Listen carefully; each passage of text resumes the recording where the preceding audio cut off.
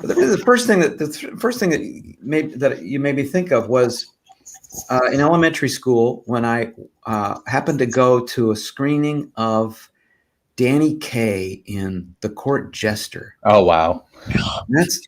That's a day I just won't forget. Oh my gosh. Danny Kaye was something. He master. was quadruple threat. I think he could do so many things so capably well and mind-bogglingly well, and just so delightful, especially for a little kid to watch. Because a lot of his skills, I think, could be appreciated by the very young. They were so playful. So yeah, it's pretty early on, 5, 6, 7, about the same time that I was starting in Little League baseball, and I didn't have quite the same. Did you play in Little League? That my brain just went there because I played Little League. But did you play? Was that in Studio City? Was that in that area? No, it was in the Valley where I live today. Yeah, it was in the Valley. Yeah, off. What was that called? I don't remember the name of the fields, but near the railroad tracks. So okay. So when you were watching Danny Kaye, when you were experiencing this, were you like, I can do that. I want to do that. Oh yeah, just that to be able to create that kind of an effect on people. I mean, it's probably like the people that watch Robin Williams and go, "Oh my gosh, to be able to do that, to be able to make people laugh, to be off the cuff, to be inventive, to be so outside the box. You don't even remember where did I put the box? I don't remember where I parked the box. That kind of thing is very inspiring." Oh my gosh. So you went right there. I love that that you just went right into it, which is amazing. And we'll be talking a lot about that for sure. Yeah, I know, because I'm like, be sure to pay attention. Ask that question, but I do want to ask this first. So you did grow up in and around entertainment. You opened that door. You shared with us that Marion Ross is your mom. Right. It's the door I'm very proud to open. I open it whenever I go and work on a film set or of a TV set. I usually let the makeup or the costume people know. I said, "Do you ever work with Marion Ross?" And they go, "Oh, I love your mom," which is what everybody says. Yeah. And then later on, it filters around. Oh, you know that guy? It's Marion Ross's son. It's just a nice, quick way to make friends. That's what an asset, Well, and it's so funny. We used to when we worked with your mom. We can tell somebody's age by how they know your mom. It's like, do you know Happy Days mom? Do you know Gilmore Girls mom? Bob mom? Yeah. Mom? It's true. It's true. It's a fun thing. So being in, and I want to find the question because I actually wrote it down. So I want to get it down. So I guess actually you answered it, because the question was, you grew up in and around the industry. Did you always want to be an entertainer? So I didn't really commit to it. I mean, I got really a bit confused about it because I did like entertaining and I did like being, but I wasn't the most gregarious kid. I was a little bit, maybe more than a little bit subdued and shy. And it took me quite a while to work through that. In fact, I didn't work through that until I was in New York in my 20s, when it really, kind of became an issue. If you're going to be an actor, you got to figure out a way to make your peace with being an actor in front of other people. That's really key. But when I was, it's a bit of a dance, isn't it? It's a bit of a dance as an actor, because you don't want to come on too much. You don't want to turn them off, but at the same time, you can't be passive, because then they're not going to know who the heck you are. Exactly. 100%. Yeah. So, but to answer your question, when I, grew up in a Hollywood environment, but I didn't really, even though I'm an impressionist now. Okay. That's mainly what I do. Right. Especially during this pandemic, right, where I can be in my booth. I've got a whole sound studio and set up. I do Colonel Sanders for the KFC brand. Oh, that's right. That's right. Yes. You on your television, you hear somebody talking about a $10 fill-up. That's me. But I didn't even have designs on being an impressionist, even though I really worshipped the ground that Rich Little and Frank Gorshin and nice on. But I never thought, oh yes, that someday I will be in Vegas in a bad tuxedo. And I never had that thought. I don't know why. I don't think when you're a little kid, sometimes it's just like, oh no, it's right there. And it has nothing to do with me, or I don't know. I didn't really have that dream. So that took a while to figure out that I actually wanted to be I did want to be in front of people. And I was willing to push through whatever barrier there was to do that. Would you, what was your experience with seeing, plays? And I'm assuming you went to the set and watched productions of Happy Days. Oh, yeah. Did you connect with it then and say, "Oh, I want to be there"? But it was I did. not until you're okay. In my teen years, yeah, when Happy Days became a multicam show, and when I was old enough to drive, so 16, I would go down to Paramount every Friday night and watch them tape when they were filming. Amazing. And it was amazing, and it was a big party, and of course, it was a hugely successful show at a time when there were three networks to choose from.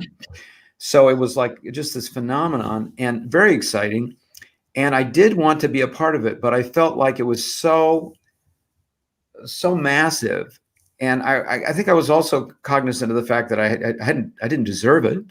My mother had worked very hard to get to where she was. All those people had worked very hard on Broadway and films and in their own lives to get to that point. I hadn't done anything. I'd never done anything professionally at all. I had come some raw talent, and I could do some things that were flashy and interesting, but I had not committed to being an actor. And so it was a kind of a funny sensation of wanting something that I felt I also at the same time had no business in asking for.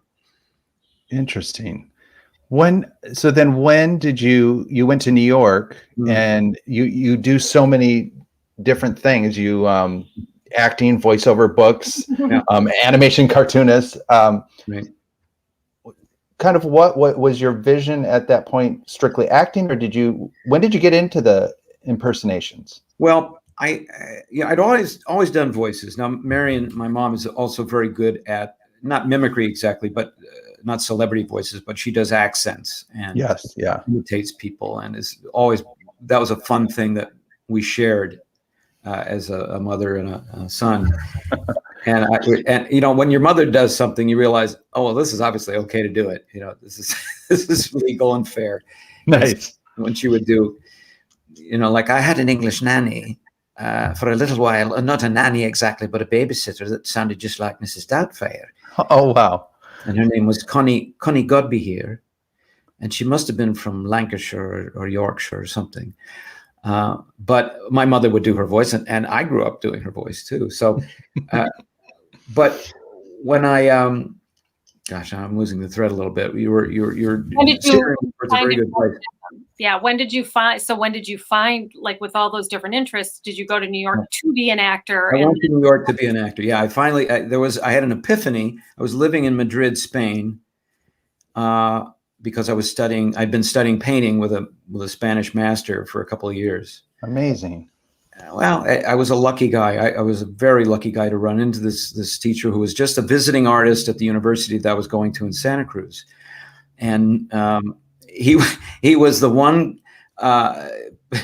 This was at a time in the late 70s, early 80s, when Santa Cruz and probably a lot of universities were concentrating very heavily in the art department on abstract expressionism, which is, at that phase of a student's life is kind of like more about the distribution of art supplies to take a page out of Woody Allen's book. It's a little like, wound up a little doll of some famous painter, Jackson Pollock, and let it, meander all over your canvas. But I was lucky enough to study with the one guy at that school that was like, oh no, this is a tradition of painting, realist painting, the Madrid school, the Bellas Artes.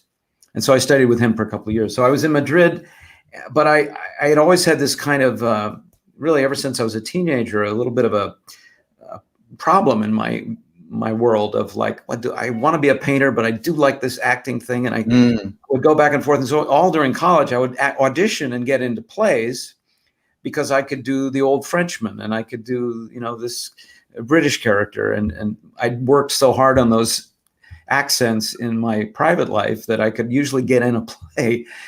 And so I did plays, but then I studied art and others, kind of academic subjects in the other times of the day.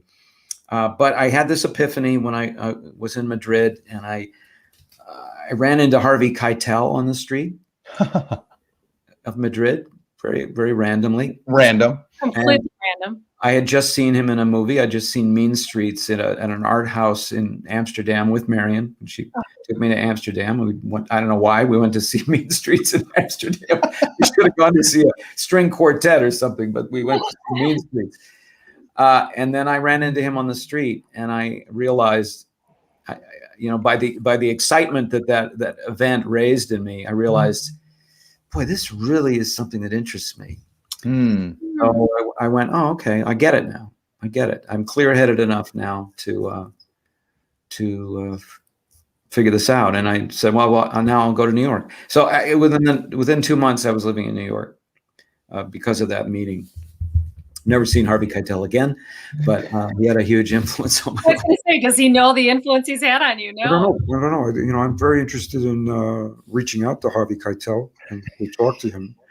But I imagine there's a lot of people he's influenced in that way, because he's a very inspiring guy.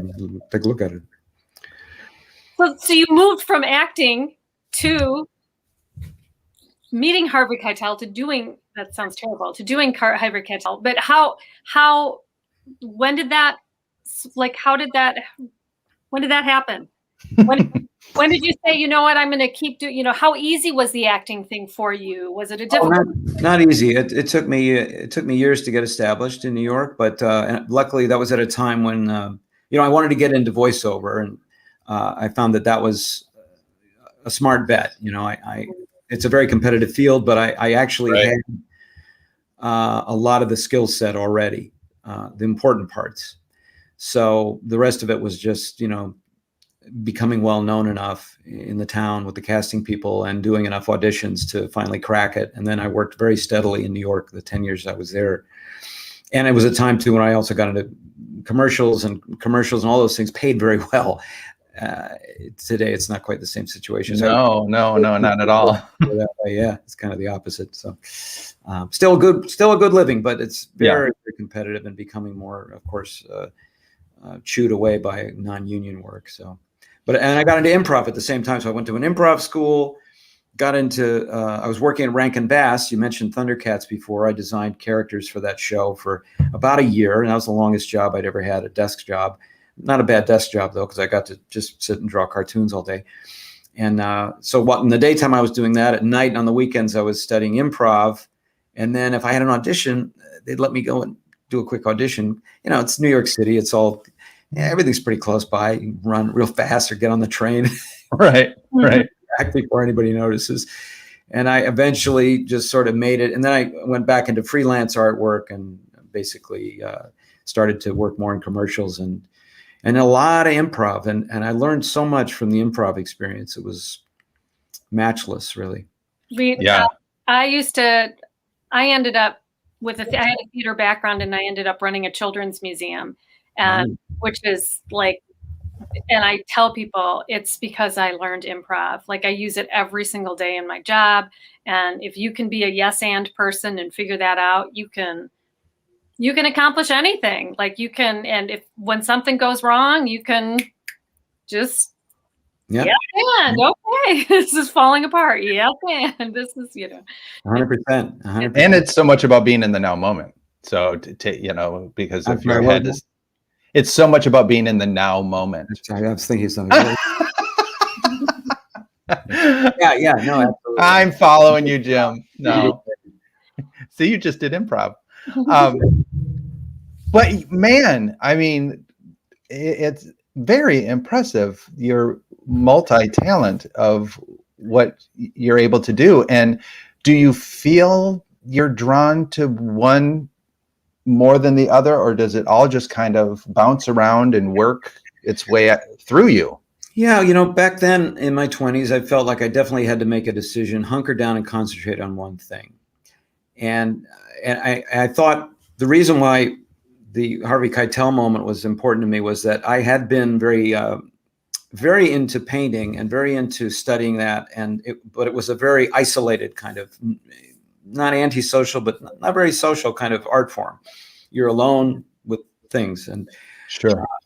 And so I felt like, especially at that period of my life, I wanted to be around a lot of people. I was in the wrong field for that. So I thought, well, I really enjoy acting. I enjoy plays, and gosh, I imagine TV and film would be amazing, you know, and voiceovers would be. You'd have to do that with other people, so that's why I really jumped ship at that point.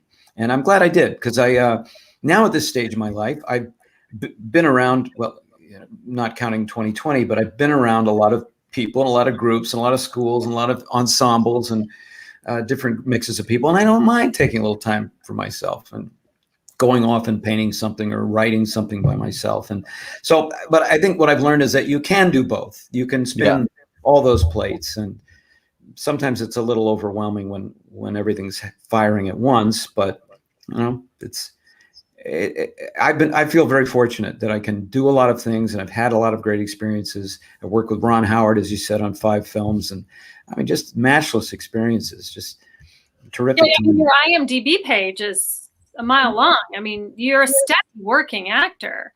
Yeah, I'm a working actor. Thank you. Yeah, and I'm proud to be a working actor. I think it takes a lot of hustle. I admire anybody that's, especially these days, that's pursuing that career and making it work. It just takes a tremendous amount of creativity, hustle, and dedication to do it. Yeah, so absolutely. And do you have the energy to keep doing it? Like, do you want to keep? Do you see? No, like, I'm done. After today, this is it. I realize you made me realize something that I hadn't really. This is the tip I of your career, right? It's doing Fubble time. This is just it. Bubble time is the top. He's peaked. You've peaked. That's it. I don't see. We do have a question from one of our regular, and he's actually an artist himself. And this is interesting. I don't know if you have it, but do you have any examples of your artwork nearby to show us? If not, that's okay. As a matter of fact, I do. Oh, Nice. Love it. Great question, Kevin. I think his phone is ringing. Marion. Would you say it's Marion? Oh my gosh, I love all the sound effects. I know. That's the heartbeat of something. Yeah, I think it's your phone. Is it your phone? Yeah. Probably is my phone vibrating away. Somebody. All right. So this is Probably not your what I mom. do, but this is the kind of thing that I like to play around with. Right. I get interested, and probably as an impressionist, I like to copy a lot of things. So voices, you know, like Robert De Niro. I like to when I see a Robert De Niro movie, I come out, I go, well, you know, this is it now. This is how I talk, and you know, life could be worse. And when I see on YouTube, I see artists. I've been really interested in these guys, Chinese landscape painters. So I did this the other day with some. So it shows you. This is kind of a hack job, right? This is me. Hack job. This is me copying what I saw on YouTube. You know, I'm not looking at YouTube while I do it. I just studied them for hours. Amazing. And you know, so that's sort of what I'm interested in right now. And I realize it's just sort of, you know, it's a little bit of a hobby, but I do like to paint in oils. I don't have anything really decent around here to show you at the moment, but. And you do cartoons. I mean, you do cartoons, yes. Right? Yeah. Yes, I have a cartoon caption. Kevin says lovely. Thank you. Thanks, Kevin. Appreciate it. And Kevin, you might be interested in going to my YouTube channel and playing the Caption This Cartoon game. Yeah. Which is a delightful little competition I've set up over the years. Yes. I've been running it since 1986.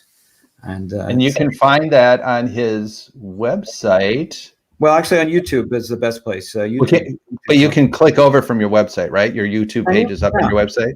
Yeah, probably you can. Yeah, I hope so. Yeah. It'll be a pretty... and your YouTube page is just Jim Meskimen on YouTube, right? Yeah. You can look that up, or Jim Impressions on Instagram.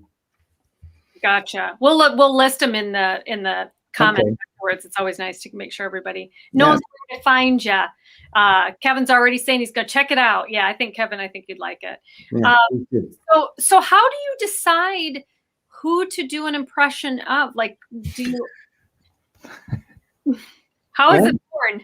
Good. That's a great question. I you know, when I'm putting a show together, I obviously want to do a selection of people that the most people know, you know. popular figures. That's why I did President George W. Bush quite often, because he was in the news. So good. And thank you. And so I'll put it to popularity, and also my affinity for, if not the individual, my affinity for their voice and their sound. So things that I do very well, like as long ago, I realized I was very, very interested in Tommy Lee Jones and the way he puts things out and the way he says things. And I realized I could possibly develop a pretty good impression of him if I tried. And anyway, I'm still working on it, but this is Nice. one of those ones I usually put in the show. But nowadays, I get auditions all the time from my agents to see if I can duplicate different performers for movie trailers and other strange little things that I didn't even know about this before I started working in it, but there's a whole industry, to market films that involve trailers. And these days they can make not just one trailer, but they'll make maybe 6 or 7 different kinds of trailer for different kinds of platforms. Mm-hmm. And often you'll have, for example, Colin Firth. Whenever Colin Firth is in a movie, he has a very important thing to say. They'll need for the trailer to have him say it in a somewhat more taciturn way, shorter. So they'll hire a person like me to record him saying with more brevity. And then that will just be a little part of a trailer, and you'll see it go by, and it'll be, you'll either see Colin Firth or you won't, but you'll go, oh, okay. You won't even suspect. Wow. Maybe Colin Firth himself wouldn't even suspect it. It's surreal. I actually have a friend. His name is Kip Vanden Heuvel, and he does. Oh yeah, I know that name. Yeah. I think he did that for like a Tom Hanks thing where they probably I'm like, that's just so surreal, but good for you, man. Yeah. They don't want Yeah. So you mentioned early on the people that you thought of getting into this business. Have you ever worked with Rich Little? Had the opportunity to do anything? I mean, with Rich does a live show. He's still performing. I think he's right. 81, and he still performs. Where I assume he's found someplace to perform. I met him a couple times. I went out of my way to meet him because there was an opportunity, and I really wanted to meet him. I gave him a drawing that I'd done of him too, because he's also an artist. He draws. If you get his book, what's it called? People I've Known and Been, or something like that. It's called Little by Little. People I've Known and Been. Oh, and in it, he has examples of the portraits that he's done of the famous celebrities like Jack Benny and Jimmy Stewart and Cary Grant and people like that. That he actually had personal conversations with these people. And that's a great advantage. Oh my gosh! How many voices are in your head? How many do you have? I don't know. It comes and goes. It rises and falls. I would say in the 75 area, probably not like hundreds and hundreds, but I'm always adding new ones, and some fall out of favor, and we don't ever talk like them again. Our friend Hillary, who was a guest actually, says excellent impressions. I love Colin Firth. They call them sound-alikes. Sound-alikes, yes, exactly, sound-alikes, yeah. And there's quite a lot of actors today who are, amongst the other things that they do, are sound-alikes for various other more high-profile people. And so that's a very good additional source of income. So that's quite right, yeah. So I want to know, somewhere in all of the things that I read about you, there's so much to read because your career is so varied. It's so unique and interesting and wonderful. But I feel like somewhere in there, and I was like, where did I see that? You said something about being inspiring. It's important to you to inspire others. I saw something about inspiring others. Yeah. I think there's like an acting academy that you're involved in. Like what?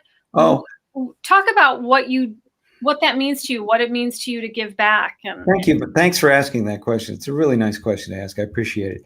So when I was in New York, I got involved with an acting school there. I first went to a really nasty acting school. Then after I got cleaned off of that, I went and found out about this acting school that was an improv school, improv training.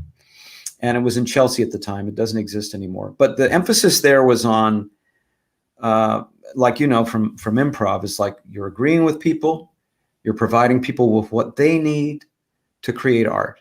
And when I did that for a few years, I realized, oh man, this is the greatest. It's so awesome because everybody wins. The audience wins, the other player wins. It's not a competition. Everybody can just have a great time. So I began to twig that being empathetic and charitable to one's fellow man could actually benefit the whole. So it took me a long time to learn that, because it's different when people say, you must be an empathetic person. You must be a decent person. Don't lie to people. Don't. Okay, fine. But when you discover it for yourself and you see the benefits of it, the effects of it, then it's different. They can't take that away from you, and you don't have to combat it. So my wife started a school that I'm still associated with as a student called the Acting Center out here in Los Angeles. Oh my gosh. And it's a terrific school where it's not just improv. They do teach improv, but they also teach just traditional acting, developing a character, doing all these things. And it's with that same wonderful tradition that we experienced back in New York of, you don't need to criticize and make these students feel bad. You don't have to tell them how wrong they are. You don't have to make them small. This isn't boot camp. So many boot camps for everything these days, but it doesn't actually work very well. The whole boot camp thing trains a bunch of mechanical people.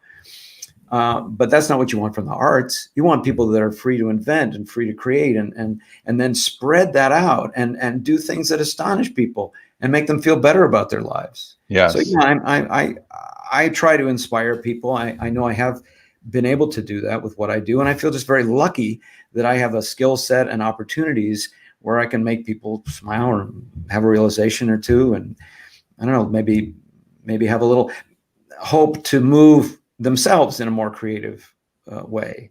Because I think it's better, don't you? People feel that way. I do some teaching and I do some directing for youth and for high schools and things like that. And I'm very much about inspiring them and not about you stupid idiot, you can't get your line. That just doesn't go anywhere. What'd you say? Please, I've seen you with kids. Yeah. Your husband's got so this is Teresa's husband, Fred Stella. Yes, the voiceover. Wrote a dissertation here, so hold on. Remind me which document you recite using a variety of voices. Declaration of Independence. Well, I did that. Yeah.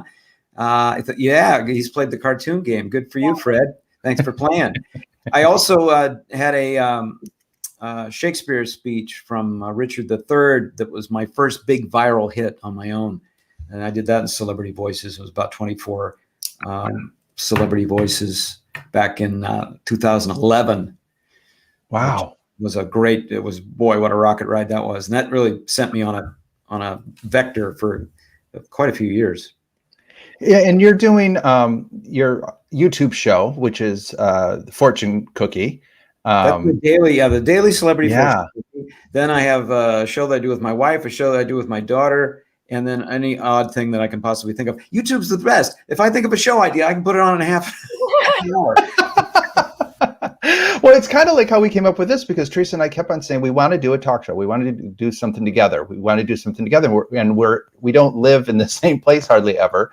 And finally, because of COVID, it gave us the opportunity to do this. And now we've been doing it for almost a year. We're coming up on a year, I think this month, right? And we've got themes going forward, and this month is comedy. We just did Alan Zweibel on Friday for the big comedy festival Laugh Fest, which we're a part of, which helps Gilda's clubs. So I love that. That's an opportunity that you have found, and like I'm going to put up. It's kind of like Andy and Judy, right? Mickey and Judy saying, let's do a show, right? And instead of a barn, we have a screen to do it. Exactly. I had my friend David Levin said that today. He said, hey, you've got an iPhone. Let's put on a show.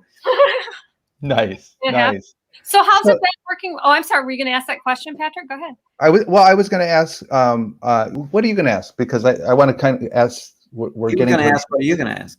Yeah. I'm going to ask. I wanted to ask because you just mentioned you did something with your wife, you did something with your daughter. What was? I mean, other than just I want to do. Let's put on a show. I mean, I've seen the show with your daughter. So sweet. I mean, what made you go?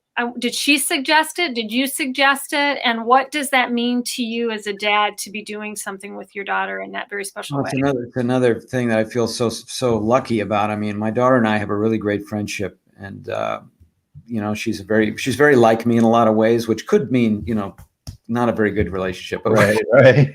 We're very similar, and we're very good friends. So I can't remember who thought of it. Maybe she did. Maybe I did. I don't remember. One of us did.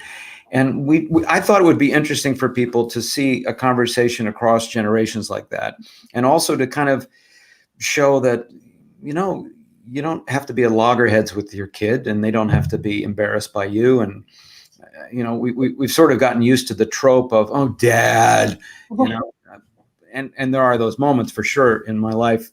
I could tell you even just earlier today, but we don't need to underscore that. We can show how, we have a conversation if we have a difference of opinion or whatever. We're both also very interested in being creative people, and we work together a lot. And somebody's playing my. It's your website. I'm trying to grab the link, and I didn't know it would play like that. So it just goes on automatically. It's me going, I. But I wanted to share it so people can. Put up your website, but I want to share it in the feed here. So I'll do that. Please share it in the feed. Yeah. So anyway, I feel very lucky to have this. That Taylor still spends time with me, and we do that show, and we try to think of fun things that people would be interested in hearing about. So your daughter's in the business. Your wife is in the business. Yeah. Your mom is in the business. My brother-in-law. Your sister, right? Yeah. So what would you? This is the question that I was going to do. Is what advice do you give to somebody that wants to be in this biz? Well, it's a great time to be in show business in a way, because it has been so democratized by the internet that absolutely anybody, like you said, like us, we're here on a little show that was put together. Anybody can do a movie using their iPhone. It really is a way to reach out and to reach people that you wouldn't necessarily be able to reach before. And there are all these side benefits to being a creative person that are kind of hard to quantify, but it makes you feel better. It gets a message that you have inside of you out into the world. It's a way of making friends in faraway places. There's an odd sort of satisfaction that I get, for example, from doing my celebrity fortune cookie with my daughter, or doing the shows that we do, even though I'm not leaving the house. I get these comments from people in Switzerland or in Taiwan or Africa or India, and on a regular basis, I meet people, not physically, but I'm connecting with them. Right. And that's sort of magical. That wouldn't have happened 20 years ago, or it would have been extremely expensive. So there's a lot of side benefits to being an artist. And these days, casting people I've read about doesn't benefit me any, but casting is definitely flinging their net further and wider abroad. They're able to contact people to read online for roles in very far off, non-traditional places, right? To really scour the planet, literally, for talent. So I would say, my basic advice is to be industrious and to don't talk yourself out of it, and to start. I love that. Don't talk yourself out of it and start producing. Just do it, right? And it got down to the point for me. Even in 2008, I was like, "Oh my God, the world is melting." We thought that was a big disaster. Yeah. 2008, and I was like, "Oh my God, I gotta get things going. Nothing's going. Nothing's happening. Nobody's buying." So I knew I had to create something, and somebody bought me a little flip phone. You remember the little flip cam? The flip cams had one button. It had one button, and then it would plug into your computer. I thought, well, that's really, you've reached me now. I can no longer justify not taking advantage of this technology. This has one button. So I started to create videos with my art historian character, which is a whole nother show that I do. I've seen that. Yep. Professor Nestor Jackdaws, whose shirt I happen to be wearing because I had to do a little broadcast before. I hope he won't mind. And I started putting videos up like that, and I was backed into a corner. And it was just do it. And I forced myself to do, all right, I'm going to do a video a day until this doesn't get so precious to me. You know what I mean? Because, you know, the first videos that you make are like, oh, is the lighting right? Is this, I shouldn't wear that. Oh, I did 10,000 takes. Why don't I have my shoulder? No, the shoulders are too low. Totally. No, I can't. No, this is too much. You know, and you fuss over it and you spend 60 hours on it, and then you put it up and you press, you know, upload, and you're like, okay, what happens? And, you know, and after a month, 16 people have seen it. We were just talking about this. This is brilliant because it's like I put a picture up of my dog and I get 500 likes, and I put up something about, oh, Teresa and I are doing this project. It's the most important project of my entire life, that creating theatrically 2 likes. But it is interesting because it's like you don't. But it doesn't stop from doing it, yeah. Right, but also you have to know kind of the place to put it. And Facebook is not necessarily for that. Facebook is really more about connecting with each other and liking what families and stuff are doing. But because I know that you're very doing a lot on Instagram. Instagram feels more like that, and clearly YouTube feels that way as well. I know we're going to lose you. I know. We got to go. Got to go. But I do want. Are you on the TikTok? I'm a little on the TikTok. I need to be a little bit more, but I did put up something the other day, and I've got a handful of things up there. But it's just it's a lot to cover, you know, because you gotta check in, you gotta keep it going. It's like making a whole group of friends somewhere. You're like, oh, hold on, I got these guys that I bowl with, and like, well, wait a minute, the Crazy Quilt Club, just hang on. Yeah, it's a lot. It's a lot. Jim Meskimen, what a treat to spend this time with you. We are so appreciative that you joined us here today. And thanks for people for tuning in. And you can visit our interview and all of our interviews on YouTube as well at Fubble Entertainment. And Jim will be there in perpetuity. Thank you, Jim, so much. What a joy. And give our love to your mom. I will. Yes. Okay. Bye. Okay. So fun. And we'll be back next week with we're figuring out our next guest. So comedy guest next week. Thank you so much. As we always say, we gotta get out of here. Gotta go.